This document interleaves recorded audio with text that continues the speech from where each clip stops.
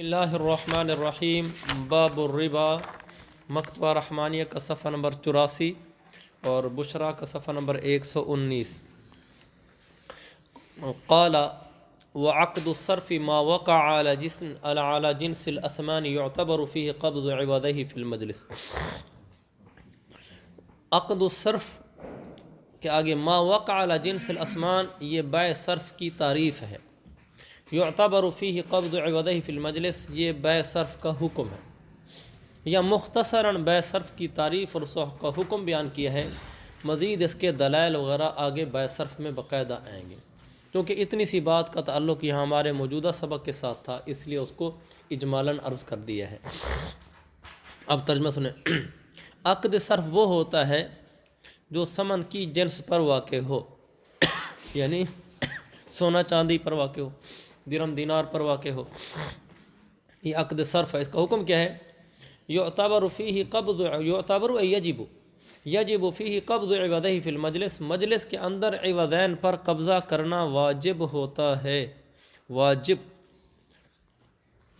حضور صلی اللہ علیہ وسلم کے فرمان کی وجہ سے آپ نے فرمایا الفضة بالفضة ہاء و ہاء، چاندی کو چاندی کے بدلے میں بیچو ہاتھ در ہاتھ، ہاء و ہاء کا معنی ہے یدن بیدن، چاندی کو چاندی کے بدلے میں جب بیچو تو ہاتھ در ہاتھ بیچو، یعنی اسی مجلس میں اس ہاتھ والی چیز اس کو دو اور اس ہاتھ سے چیز اپنے ساتھ میں لو، یعنی قبضہ کر لو۔ وَسَنُبَيِّنُ الْفِقْهَ ای وجہ، اس کی وجہ ہم بیع صرف میں کتاب الصرف میں انشاءاللہ وہاں بیان کر دیں گے۔ تو یہاں اتنا ہم نے پڑھا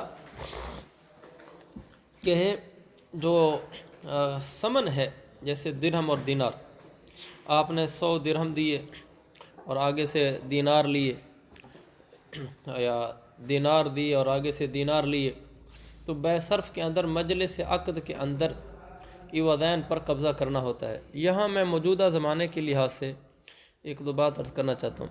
ایک بات تو یہ ہے کہ جو سونے چاندی کے زیورات ہیں یا سونے چاندی کی ڈلیاں بھی سمجھ لیں، ان کا یہی حکم ہے کہ سونے کی ڈلی کا اگر سونے کی ڈلی سے مقابلہ ہو یا سونے کے زیور کا سونے کے زیور سے مقابلہ ہو، یعنی تبادلہ کر رہے ہیں آپ، تو پھر دونوں طرف سونے کا وزن برابر ہونا ضروری ہے، کیونکہ جنس ایک ہو گئی نا، ادھر بھی سونے کی ڈلی ہے ادھر بھی سونے کی ڈلی ہے، ادھر بھی سونے کا زیور ہے ادھر بھی سونے کا زیور ہے، تو ان دونوں کے اندر مقدار کا برابر ہونا بھی ضروری ہے۔ دوسرا، فریقین کا اسی مجلس عقد میں عوضین پر قبضہ کرنا بھی ضروری ہے، کہ وہ سونے کے زیور پہ قبضہ کرے گا آپ اس پر کریں گے۔ یہ تو حکم ہو گیا سونے کی ڈلی سونے کے زیورات کے بارے میں ہمارے جدید مسائل کے لحاظ سے۔ اور جنس جب تبدیل ہو جائے خلاف جنس کے وقت، تو پھر صرف ایک ہی بات ہوگی کہ قبض العوضین مجلس میں ضروری ہوگا، برابری سرابری نہیں ہوگی، یعنی ایک طرف سے سونا ہے ایک طرف سے چاندی ہے، ایک طرف سے درہم دینار جیسے، تو بھی مجلس عقد میں عوضین پر قبضہ ضروری ہوگا، البتہ برابری سرابری نہیں ہوگی۔ جبکہ برخلاف دوسری چیزیں کے جو سونا چاندی نہیں ہوتی، جیسے مکیلی موزونی چیزیں ہیں، کچھ اموال ربویہ ہوتے ہیں کچھ اموال غیر ربویہ ہوتے ہیں، پڑھا ہوا نا؟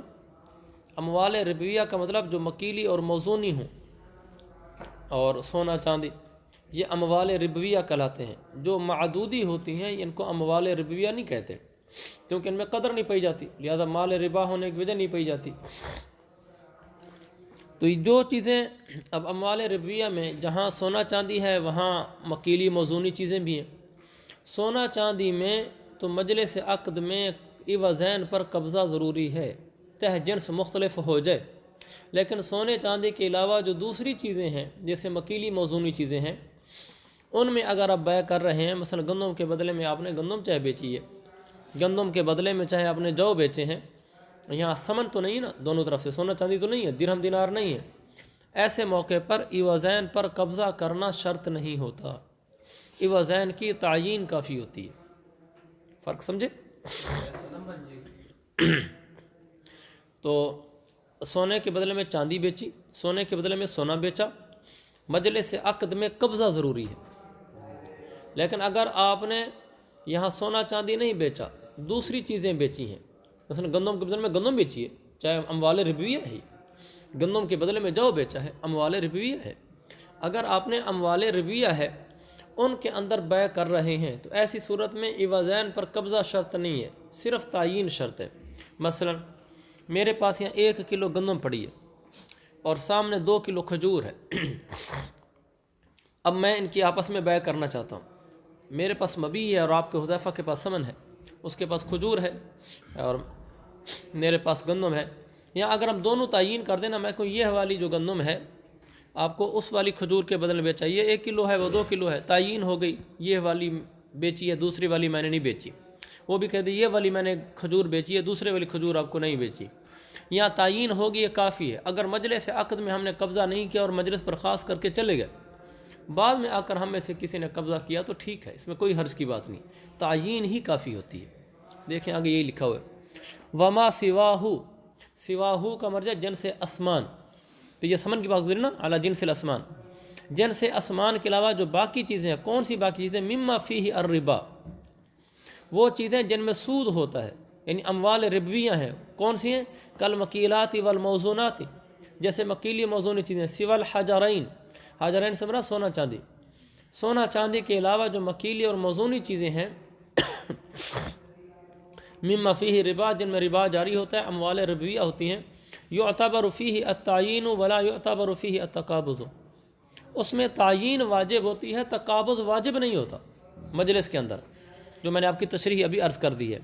خلافاً للشافعی فی بیع الطعام بالطعام، امام شافعی کا ہمارے ساتھ اس مسئلے میں صرف ایک جگہ اختلاف ہے، اگر مطعومات ہوں تو، یعنی وہ مطعومات میں اختلاف کرتے ہیں، اس لیے کہ ان کے مطعوم اموال ربویہ ہے۔ لہو قولہ علیہ السلام، ان کے پاس یہ حدیث ہے، یعنی کیا مطلب اختلاف کرتے ہیں؟ وہ کہتے ہیں اگر کھانا نہیں کھانے میں غلہ کرنا چاہیے، مطعومات کرنا چاہیے، یعنی مطعومات کے اندر اگر ایک چیز کو دوسری چیز سے بیچا جا رہا ہے تو مجلس عقد کے اندر قبضہ بھی شرط ہوگا۔ ہمارے ہاں تو قبضہ شرط نہیں ہے۔ آپ نے اگر سیب موزونی ہے اور آگے سے مالٹے بھی موزونی ہے، آپ نے ان دونوں کے دوسرے کے بدلے میں بیچا ہے، ہمارے ہاں تعیین کافی ہے، بس تقابض شرط نہیں ہے۔ ان کے تقابض بھی شرط ہے۔ وجہ ان کی دلیل حضور صلی اللہ علیہ وسلم کا فرمان ہے مشہور حدیث میں، یدن بیدن، مشہور حدیث ہے، وہ فرماتے ہیں یدن سے مراد قبضہ ہے۔ وہ اس لیے کہتے ہیں کہ ید آلہ ہے قبض کا، ید بول کر اس حدیث میں قبضہ مراد لیا گیا ہے۔ لہٰذا اللہ کے نبی نے جو فرمایا نا یدن بیدن، اور پیچھے آپ نے چیزیں گنوائی التمر بالتمر، شعیر بشعیر، اس میں آپ نے فرمایا ان ساری چیزوں کو اسی قبضہ کرنا بھی ضروری ہے، لہذا محض تعیین کافی نہیں ہوگی، قبضہ کیا جائے گا۔ دوسری دلیل والی انہ اذا لم یقبض فی المجلس، اور معروف پڑھنا چاہیں تو بھی ترجمہ ٹھیک بنے گا۔ یہ ہذا دلیل الزامی جو من الشافعی علی ابی حنیفہ رحمہم اللہ، یہ جو ہے نا لانہ اذا لم یقبض، یہ دلیل الزامی ہے امام شافعی کی طرف سے۔ امام شافعی ہمارے اوپر الزامی دلیل دے رہے نا، الزامی دلیل یہ ہوتی ہے کہ اگلے کو آپ اس طریقے سے دلیل دیں وہ بے بس ہو جائے اور وہ کہے کہ یا تو یہ تو میرے اوپر، اس نے گویا کہ ایک چیز الزام کے طور پر بیان کی کہ یہ تو واقعی ہمارے اوپر الزام بنتا ہے، اور وہ کیسے؟ امام شافعی فرماتے ہیں اذا لم یقبض فی المجلس، میرے پاس 1 کلو گندم تھی، حذیفہ کے پاس 2 کلو کھجور تھی، ہمارے ہاں تعیین کافی ہے، قبضہ ضروری نہیں ہے۔ امام شافعی ہمارے پر الزامی دلیل دے رہے ہیں، وہ فرماتے ہیں دیکھو جب مجلس میں قبضہ نہیں کیا جائے گا تو یتعاقب القبض، تو پھر قبضہ بعد میں متحقق ہوگا، تعاقب یتعاقب بعد میں ہونا، پھر قبضہ بعد میں وجود میں آئے گا۔ مثلا میں نے یہ اس کو گندم دی اور اس نے آگے سے مجھے کھجور دی، تو ہم نے ابھی قبضہ نہیں کیا، ایک آدمی ابھی قبضہ کر لیتا ہے، ایک نہیں کرتا۔ مثلا حذیفہ میری گندم پر قبضہ کر لیتا ہے، میں کھجور پر قبضہ نہیں کرتا، حنفیہ کی اس کی اجازت ہے۔ وہ فرماتے ہیں جب قبضہ حذیفہ نے تو ابھی کر لیا، میں نے نہیں کیا، جب میرا قبضہ ہوگا تو بعد میں ہوگا، اس کا قبضہ نقد تھا اور میرا ادھار تھا، ایسے ہوگی نا، یہ نقد گندم لے کر چلا گیا، میں نے تو اس کے پاس جو کھجور پڑی تھی وہ 2 دن بعد اٹھوائی، میں نے ادھار اٹھائی، تو نقد ولی نقد مزیت، اور نقد کو ایک قسم کی فوقیت اور فضیلت حاصل ہوتی ہے، مزیت فوقیت پیچھے پڑھ چکے نا، نقد کو ایک طرح کا امتیاز اور فوقیت حاصل ہوتی ہے غیر نقد کے اوپر، لہذا جس عوض پر قبضہ ابھی ہو جائے گا وہ نقد شمار ہوگا، اور اس میں ایک قسم کی فضیلت اور فوقیت ثابت ہو جائے گی، چنانچہ اس فوقیت کی وجہ سے اس میں زیادتی کا وہم ہوگا، وہ پیچھے ہم پڑھ چکے ہیں، جو نقد ہوتا ہے اس میں تھوڑا زیادتی کا وہم ہوتا ہے، اس میں زیادتی کا وہم ہوگا، زیادتی کا وہم ہونے سے ربا کا شبہ متحقق ہو جائے گا، جب ربا کا شبہ متحقق ہو جائے گا تو یہ بیع جائز نہیں رہے گی۔ یہ امام شافعی کی طرف سے ہمارے پر الزامی دلیل ہے۔ وہ فرماتے ہیں والی نقد مزیت علی غیر نقد، نقد کو غیر نقد پر ایک فوقیت حاصل ہے، اس میں ایک اضافے کا پہلو آ جاتا ہے۔ فیتحقق شبہۃ الربا، لہذا تمہارے نزدیک دیکھو شبہ ربا ہونا چاہیے، تو اس لحاظ سے تو تمہارے نزدیک جب شبہ ربا ہونا چاہیے تو عقد ناجائز ہونا چاہیے، جبکہ تم اس کو جائز سمجھتے ہو۔ سمجھ گئے اس بات کو؟ یہ ان کی طرف سے ایک ایسی دلیل ہے جس میں ہمارے پر الزام بھی ہے۔ تو امام شافعی بناتے ہیں تم کیسے کہتے ہو کہ فوراً قبضہ کرنا ضروری نہیں ہے؟ جب فوراً نہیں کرو گے تو ایک قبضہ نقد ہوگا، ایک ادھار ہوگا۔ جو قبضہ نقد ہوگا تو اس میں ایک اضافی چیز آ جائے گی، جو ادھار ہوگا اس میں کم چیز آ جائے گی، تو گویا کہ ایک آدمی زیادہ چیز لے گیا، ایک کم لے گیا، اگرچہ حقیقتاً کمی نہیں پائے گی، حقیقتاً زیادتی نہیں پائے گی، لیکن شبہ تو ہے زیادتی کا، لہذا شبہ ربا تو ہوا، اور تمہارے نزدیک شبہ ربا سے بھی ان کے نزدیک بھی، تو جب شبہ ربا ہو گیا تو بیع ناجائز ہونی چاہیے۔ اب ہم اپنے دلائل دیں گے، پھر امام شافعی کی اس دی ہوئی الزامی دلیل کا جواب بھی دیں گے۔ ہماری دلیل پہلے ہم نے کیا کہا تھا کہ تعین کافی ہے، تعین واجب ہے اور قبضہ واجب نہیں ہے۔ والانا ہماری دلیل یہ ہے کہ ان ما سوا جنس الاسمان، انہو کا مرجع کہ جنس اسمان کے علاوہ جو کچھ ہے، جیسے مکیلی موزونی چیزیں، گندم اور کھجور کی مثال ہمارے ہاں، انہو مبیع متعین فلا یشترط فیہ القبض، ہم کہتے ہیں یہ جو گندم اور کھجور تھے ہماری موجودہ مثال میں، یہ مبیع ہے اور متعین کر دیا ہم نے اس کو، فلا یشترط فیہ القبض، اس میں قبضہ شرط نہیں ہے۔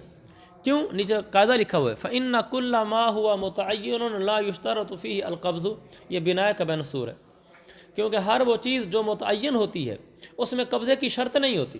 مثال جیسے ثوب ہے، ثوب کے اندر نیچے ہاشم دیا بھی ہے کما لو باع ثوبا بثوب، ایک کپڑے کو دوسرے کپڑے کے ساتھ بیچا، دو کپڑوں کے ساتھ بیچا اور قبضہ نہیں کیا اور جدا ہو گئے تو ٹھیک ہے، کیونکہ کپڑا متعین ہو گیا۔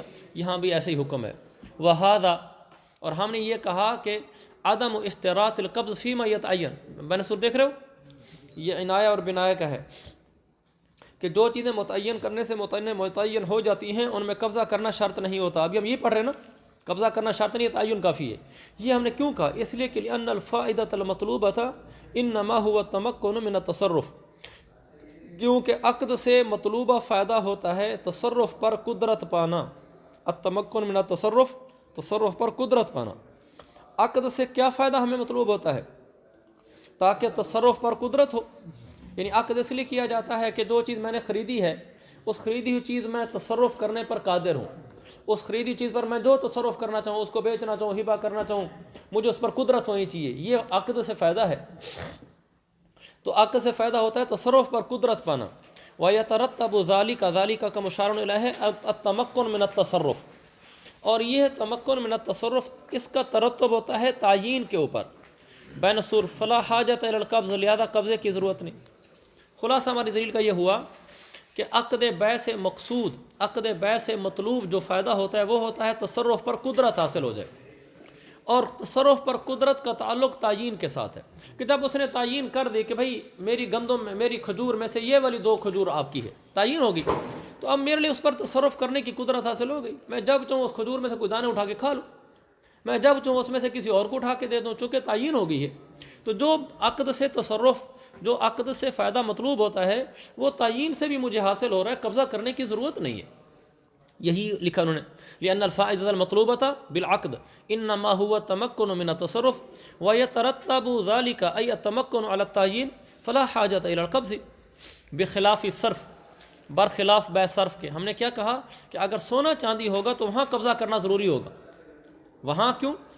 ابھی پیچھے پڑھ چکے نا کہ سونے چاندی کی صورت میں قبضہ ضروری ہوگا، اس لیے لأن القبض فیہ لیتعین بہ، فیہ کا مرجع ہوگا صرف، اور بہ کا مرجع ہوگا قبض، یا تعین کا مرجع ہوگا صرف، برخلاف صرف کے۔ آپ صرف کے نیچے 8 لکھ لو، قبض کے نیچے 4 لکھ لو، صرف کے نیچے 8، قبض کے نیچے 4، فیہ کے نیچے 8، اور یتعین کے نیچے 8، بہ کے نیچے 4، برخلاف صرف کے، کیونکہ صرف میں قبضہ کرنا اس لیے ہوتا ہے تاکہ اس قبضے کے ذریعے سے صرف کا تعین ہو جائے، کیونکہ جو نقود ہیں وہاں ہم کہتے ہیں قبضہ کرنا ضروری ہے، اس لیے کہ جب تک آپ ان پر قبضہ نہیں کریں گے اس وقت تک تعین نہیں ہوگا۔ نقود متعین کرنے سے متعین نہیں ہوتے نا، ان کا تعین نہیں ہوگا، اور جب تک تعین نہیں ہوگا اس وقت تک آپ کو تمکن من التصرف حاصل نہیں ہوگا. جبکہ گندم اور کھجور میں تو تعین کرنے سے آپ کو تمکن من التصرف حاصل ہو جاتا ہے، اور نقود میں بے صرف میں تعین کرنے سے تمکن من التصرف حاصل نہیں ہوتا. لہذا اس کا تعین ہوگا قبضے سے. جب قبضہ کر لیں گے اب متعین ہو جائیں گے کہ یہ حوالے درہم دینار میرے ہیں، اور اب جب ان کا تعین ہو گیا ہے قبضہ کرنے سے اب ان میں تمکن من التصرف بھی حاصل ہوگا. دو لفظوں میں اب یوں کہہ سکتے ہیں کہ مکیلی موزونی چیزوں میں تعین وہ ہو جاتا ہے بغیر قبضے کے، اور درہم و دینار میں تعین ہوتا ہے قبضے سے. اور ہمیں فائدہ مطلوبہ اصل میں تعین ضرورت ہوتی ہے تاکہ تمکن ہو سکے. سمجھ رہے ہیں اس بات کو؟ ومعنی قولی علیہ السلام، امام شافعی کی دلیل کا جواب دیا جا رہا ہے. وہ فرماتے ہیں یدن بیدن کا مطلب ہے قبضہ. انہوں نے یدن بیدن کا مطلب قبضہ لیا تھا، لہٰذا جب تک قبضہ نہیں ہوگا اس وقت تک آپ ان پر تصرف نہیں کر سکتے. ہم نے کہا نہیں، یدن بیدن کا مطلب قبضہ نہیں ہے، یدن بیدن کا مطلب متعین ہونا ہے. معنی قول علیہ السلام یدن بیدن عینن بعین، یدن بیدن کا مطلب عینن بعین ہوگا، اور عین بمعنی متعین ہونا کے ہوگا. یہاں عین بمعنی متعین ہونا، کہ وہ چیز متعین چیز ہو اور متعین چیز کے مقابلے میں ہو. مراد یہ کہ دراصل یہ ضروری ہے کہ عوضین متعین ہو جائیں. یہ ضروری نہیں ہے کہ عوضین پر مجلس عقد میں قبضہ ہو جائے، اور بے صرف کی صورت میں چونکہ بغیر قبضہ کے عوضین میں تعین نہیں آتا، اس لیے اس میں عوضین پر مجلس میں قبضہ بھی ضروری قرار دیا گیا. تو عینن بعینن سمجھ گئے اس بات کو؟ آگے چلیں. آگے ہے قضا رواہ عبادۃ بن صامت، عبادہ بن صامت رضی اللہ عنہ کی روایت میں عینن بعینن کے الفاظ آئے ہیں، تو پتہ چل گیا کہ واقعی یدن بیدن عینن بعینن کے معنی میں ہے. آگے امام شافعی نے جو الزامی دلیل دی تھی تعاقب القبض والی، یاد آ رہی نا وہ، کہ جس پر قبضہ بعد میں ہوگا اس میں گویا کہ کمی ہوگی، جس پر قبضہ پہلے ہوگا نقد ہو جائے گی، اس میں گویا کہ اضافہ ہوگا، شبہ ربا والی. اس کا جواب بڑا آسان سا ہے. ہم نے کہا تعاقب القبض لا یعتبر تفاوتا فی المال عرفا، تعاقب القبض عرفاً مال میں مالیت میں نہیں، عرفاً مالیت میں تفاوت شمار نہیں ہوتا.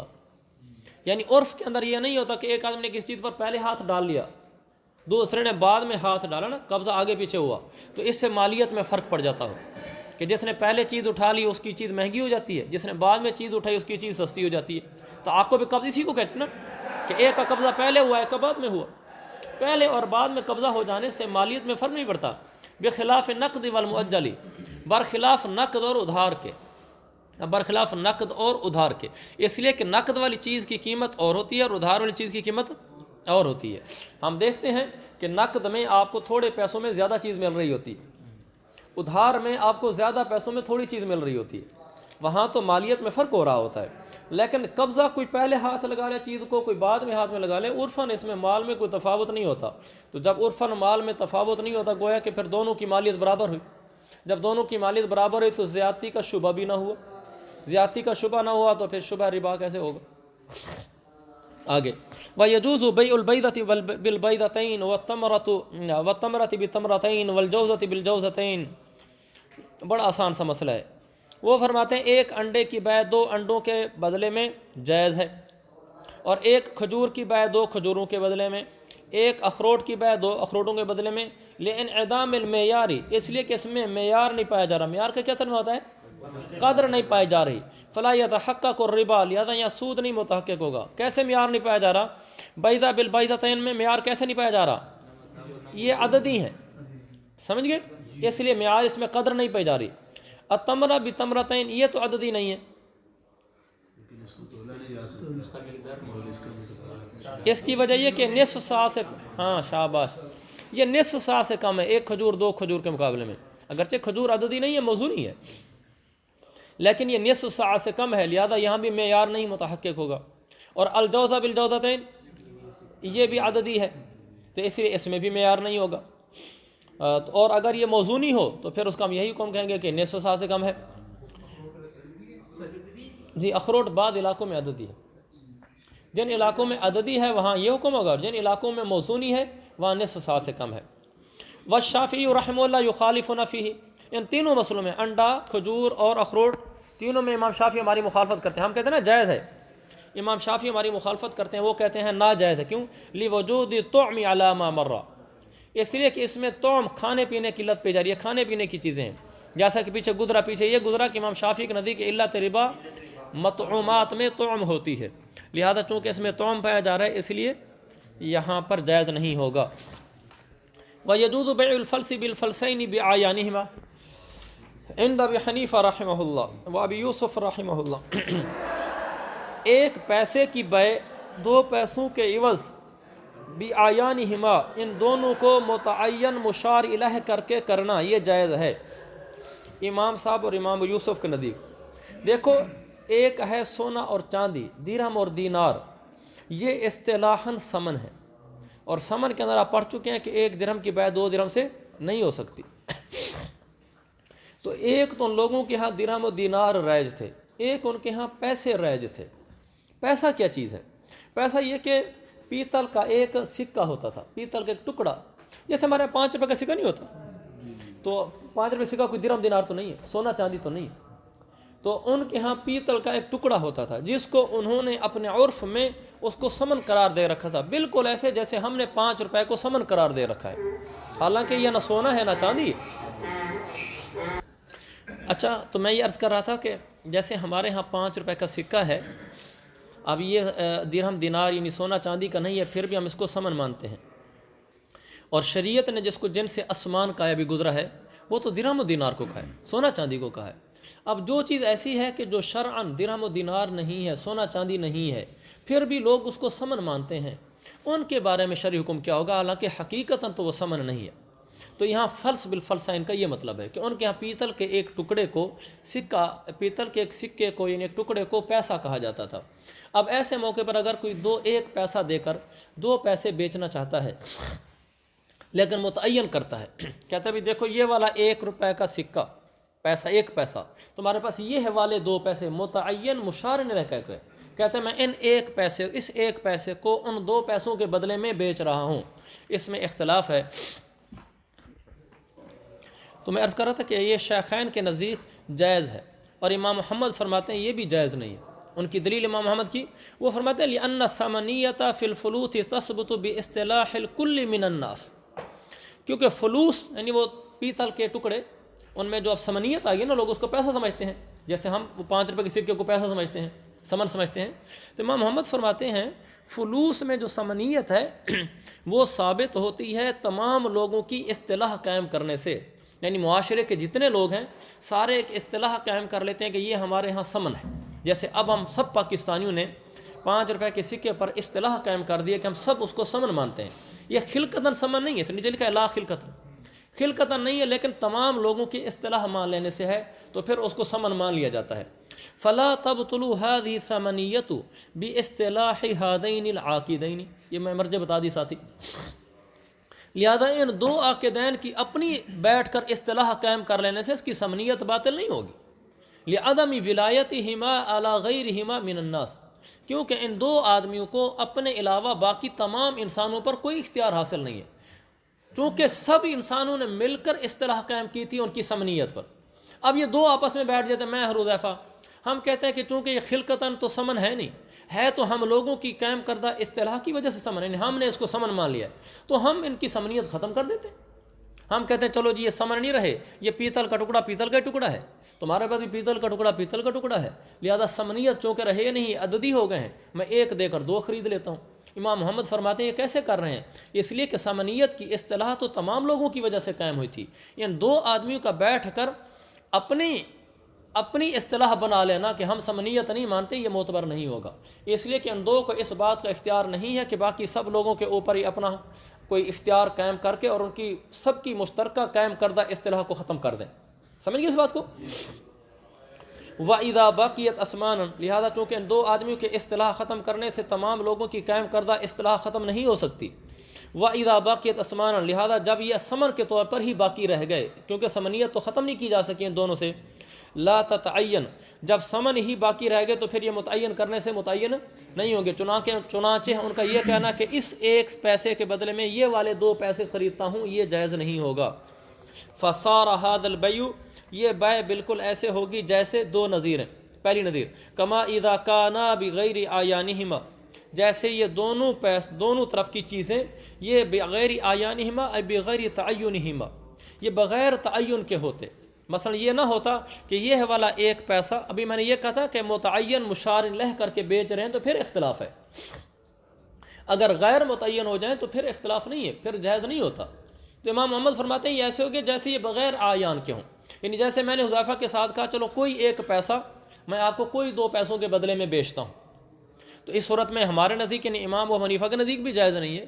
تو امام محمد فرماتے ہیں جیسے تمہارے نزدیک اس صورت میں جائز نہیں ہے جب یہ متعین نہ ہوں، تو بالکل یہ اس وقت بھی جائز نہیں ہوگا جب یہ متعین ہو جائیں۔ یہ ایک بات ہو گئی۔ دوسرا وَقَبَيْءِ دِرْہَمِ بِدِرْہَمَيْنِ، امام محمد فرماتے ہیں جیسے 1 درہم کو 2 درہم کے بدلے میں بیچنا جائز نہیں ہے، یہ فلس پیسہ بھی تو ایک ثمن ہے، لہذا اس کے بھی ثمن ہونے کی وجہ سے 1 پیسے کو 2 پیسے کے بدلے میں بیچنا جائز نہیں ہوگا۔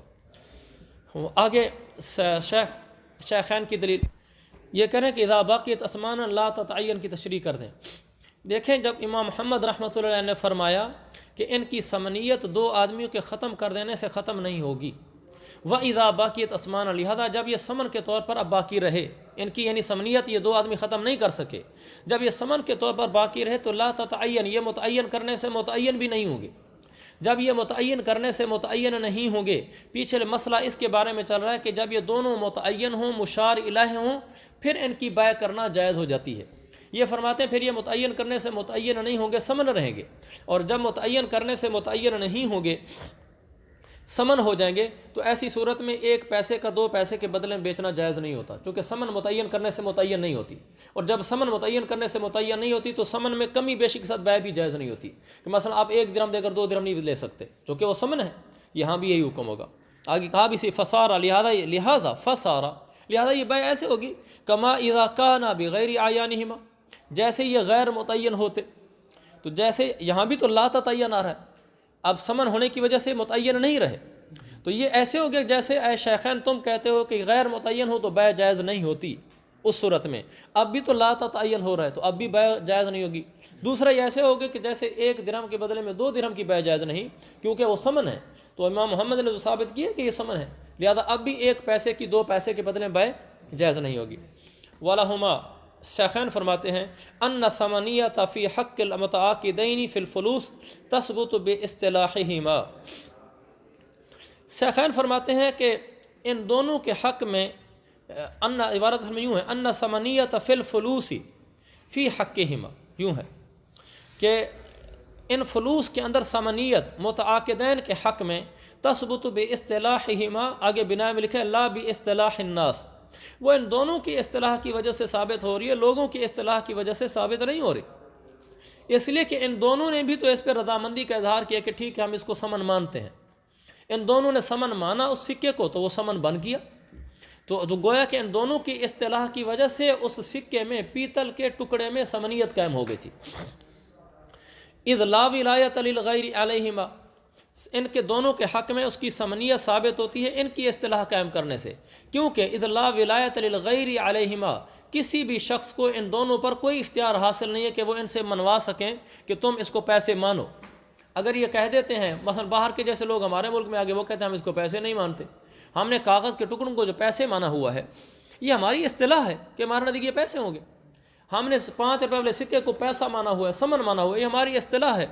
اگر کوئی آدمی نہیں مانتا، وہ کہتا ہے میں آپ سے سکے نہیں لیتا، تو اس آدمی کسی دوسرے آدمی کا ان 2 عاقدین پر کوئی اختیار تو نہیں چلتا کہ وہ زبردستی ان سے اس سکے کو پیسے منوا سکے۔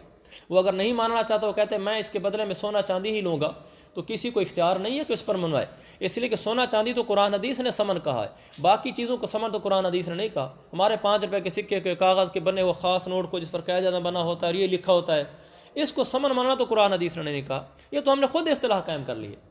لہٰذا اگر کوئی آدمی کہتا ہے بھی قرآن حدیث والی ثمن تو میں مانتا ہوں باقی میں ثمن نہیں مانتا، مثلا مجھے درہم و دینار ہی چاہیے، مجھے سونا چاندی ہی چاہیے، تو اس پر کسی کا زور تو نہیں چل سکتا، اس لیے کہ زور تو شریعت کا چل سکتا ہے، باقی تو کسی کا کسی پر نہیں چل سکتا۔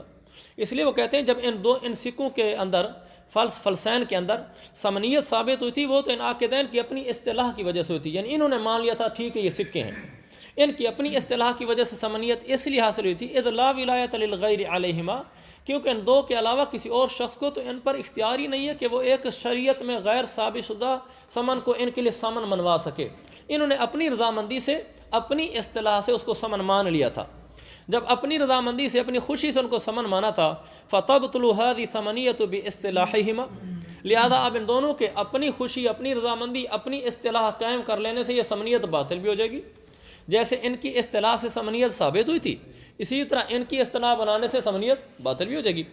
وَإِذَا بَطَلَتِ السَّمَنِيَّةُ، جب اس کی سمنیت باطل ہو گئی، اب سمن تو نہ رہے، تَتَعَيَّنُ بِالتَّعْيِينِ، جب سمن نہ رہے تو متعین کرنے سے متعین ہو جائیں گے۔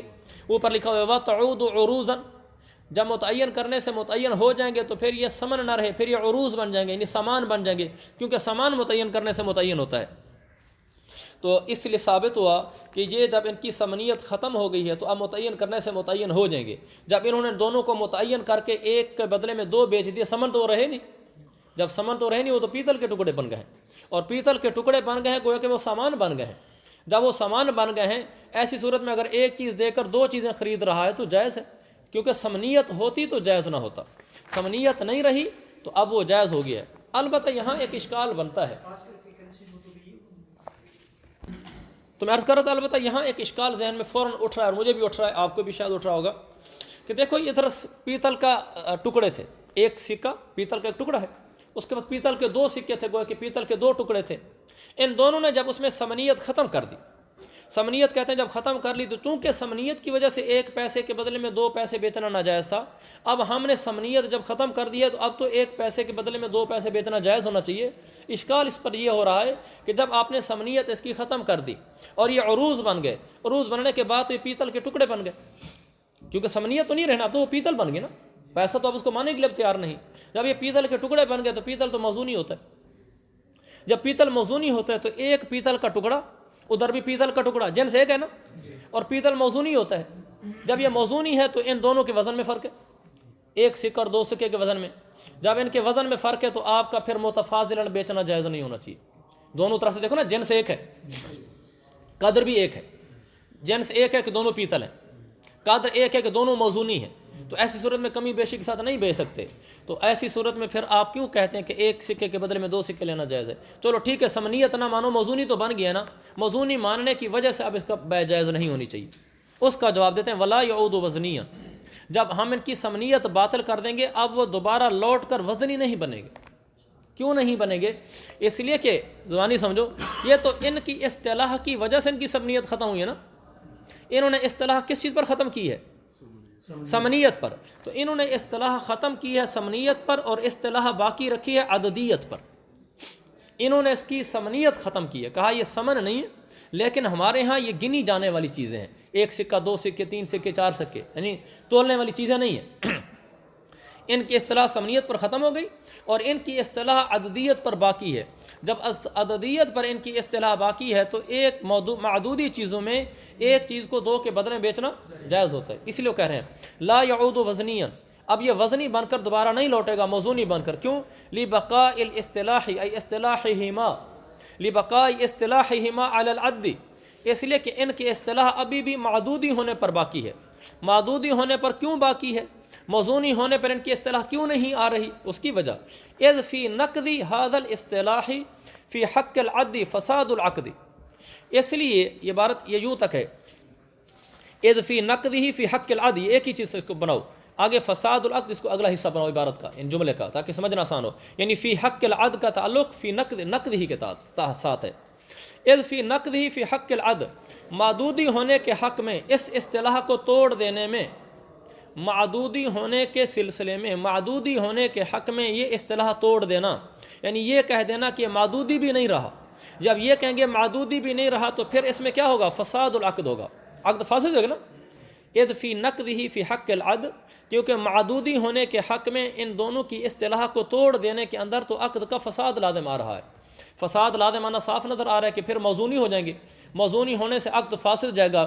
اور جب کہ ان دونوں کا قصد صحت عقد کا تھا یا فساد عقد کا تھا؟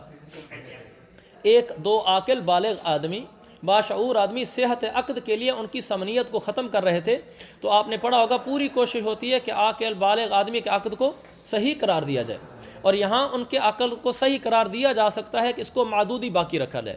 تو چونکہ معدودی ہونے کے حق میں ان کی اصطلاح کو توڑ دینے میں فساد عقد آتا ہے، حالانکہ ان دونوں نے صحت عقد کا ارادہ کیا اور عاقل بالغ ہیں، لہذا صحت عقد کو ہی برقرار رکھنے کے لیے ہم یہ کہہ دیں گے کہ ٹھیک ہے موزونی نہیں بنا، یہ معدودی بن گیا ہے، اور معدودی بننے کی وجہ سے اس کا عقد ٹھیک ہو گیا۔ یہی لکھا ہے بنائے میں یہاں، وہ لکھتے ہیں والحال انہما قصدا صحت العقد ولا صحت الا ببقاء العد۔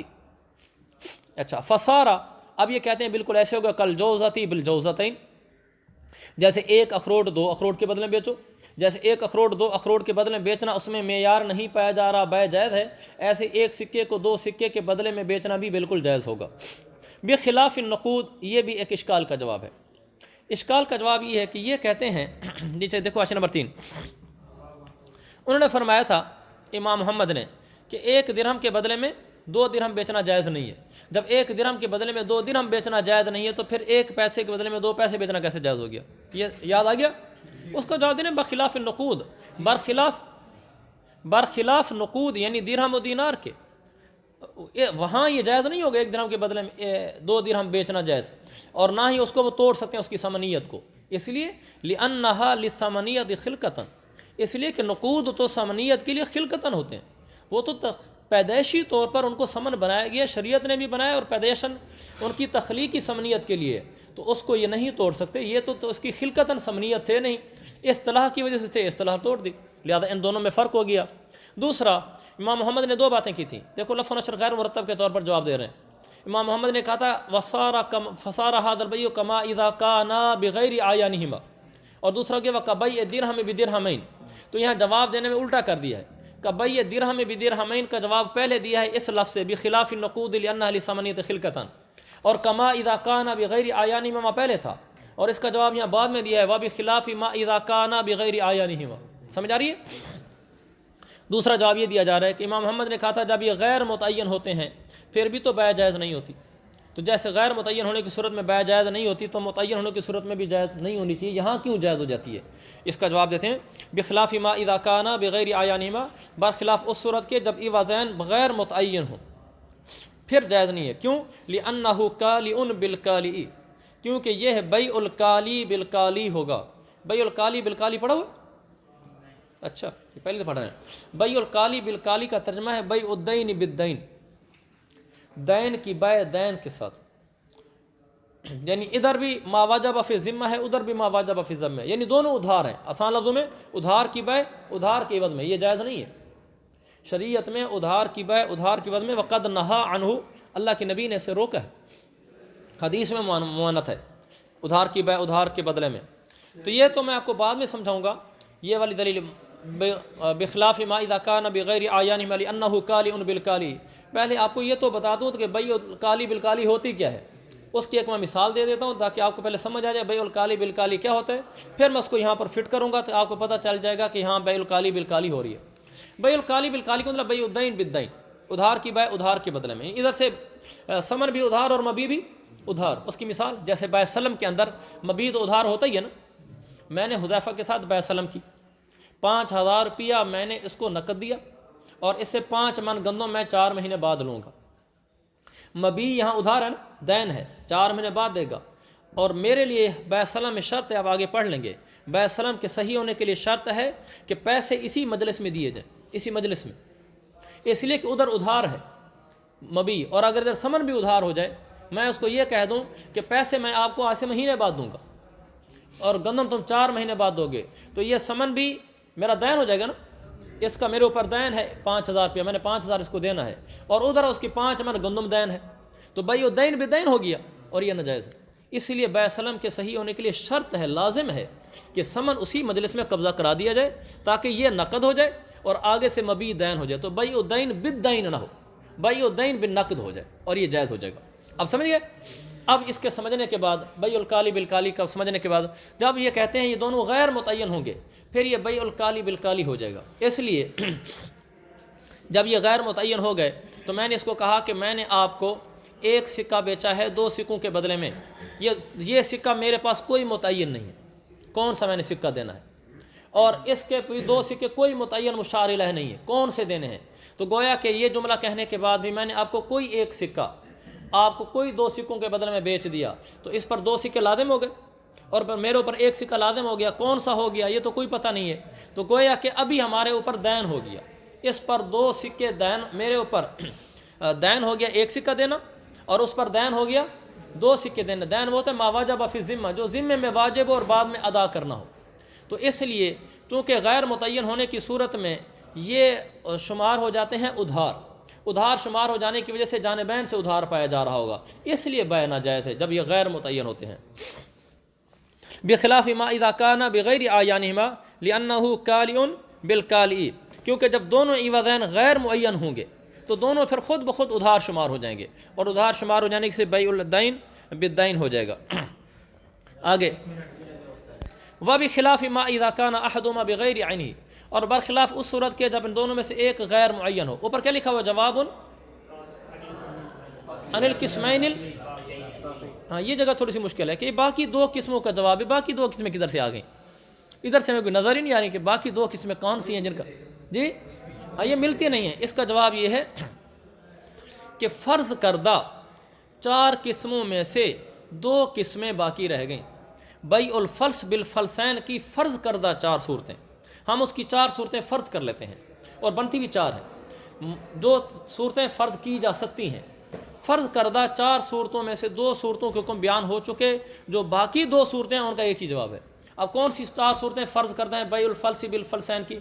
پہلی صورت یہ ہے کہ دونوں متعین ہوں، جیسے ہم پڑھ چکے ہیں یجوز بیع الفلس بالفلسین باعیانہما، دونوں متعین ہو، ایک فلس اور 2 فلس دونوں متعین، حکم اس کا ہم نے پڑھ لیا، مختلف ہی ہے۔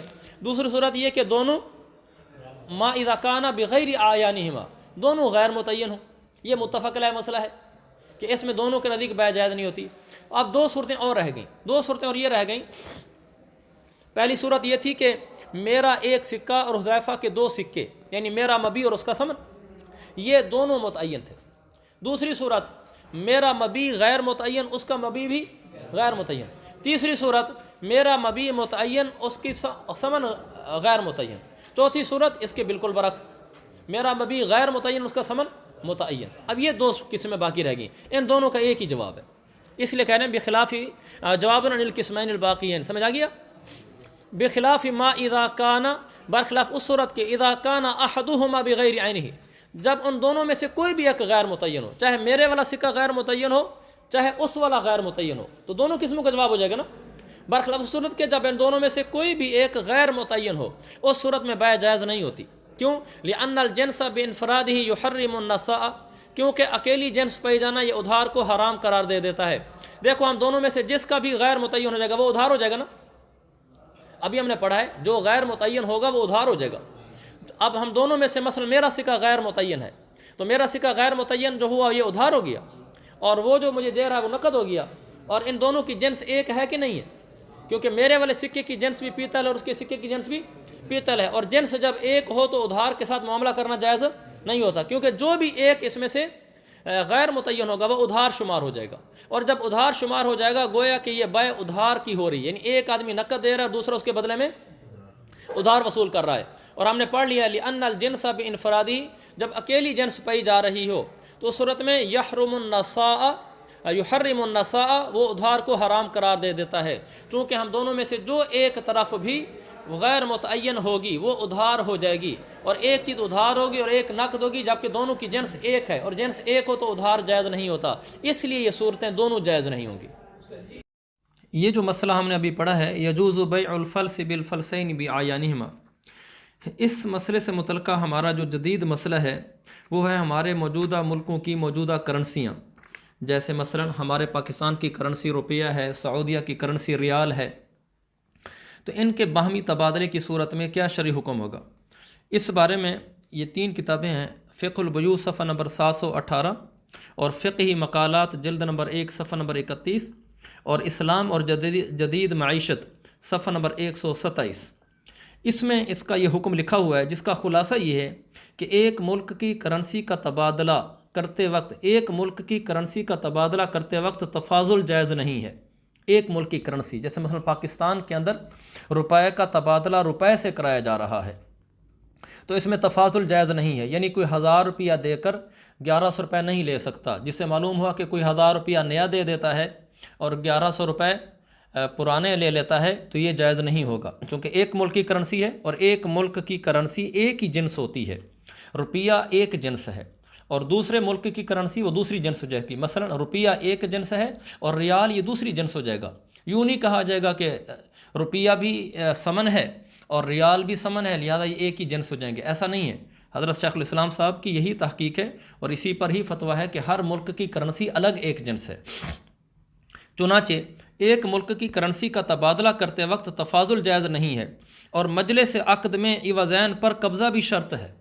1000 روپے کے بدلے میں 1100 روپے لینا ناجائز ہوگا، یہ تفاضل ہو رہا ہے، اور 1000 روپے کے بدلے میں 1000 روپیہ لینا اگر ایسا کیا جا رہا ہے تو مجلس عقد میں عوضین پر قبضہ بھی شرط ہے، چونکہ پڑھا نا پیچھے ہم نے یعتبر فیہ قبض عوضیہ فی المجلس۔ اب اس کا کیس یہ صورت کہاں پیش آئے گی کہ مجلس عقد میں عوضین پر قبضہ کرنا ضروری تھا اور انہوں نے نہیں کیا، جبکہ وہ ایک ملک کی کرنسی کا آپس میں برابر معاملہ کر رہے تھے۔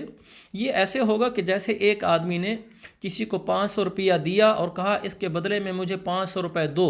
یہ اس وقت ہوتا ہے جب ایک آدمی پیسے کھلے کرانے جاتا ہے تو وہ تبادلہ ہو رہا ہوتا ہے کہ 500 روپیہ لو اور اس کے بدلے میں مجھے 500 روپیہ دو۔